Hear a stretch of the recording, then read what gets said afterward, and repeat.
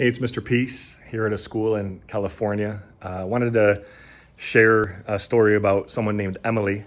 And this was back at a youth conference that I spoke at. Afterwards, she came up to me.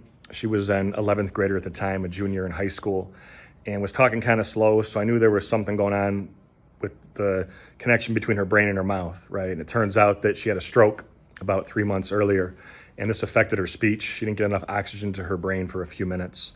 And so that was affecting how she was speaking. She was in therapy for that to try to fix it, but was getting made fun of quite a bit from some of her classmates, right? And she said, "Hey, Mr. Peace, can you show me the M on my hands?" And so I said, "Well, let me see them." And so she showed me her left hand, because we have at least one in each hand, right? The M for miracle.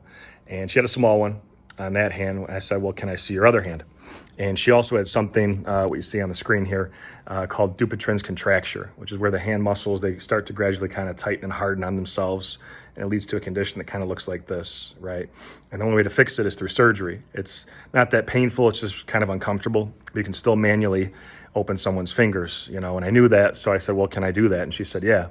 So I did one finger at a time. And underneath was one of the biggest M's that you've ever seen in your life, right? And for her to see that in that moment, believe that she was a miracle, that meant everything.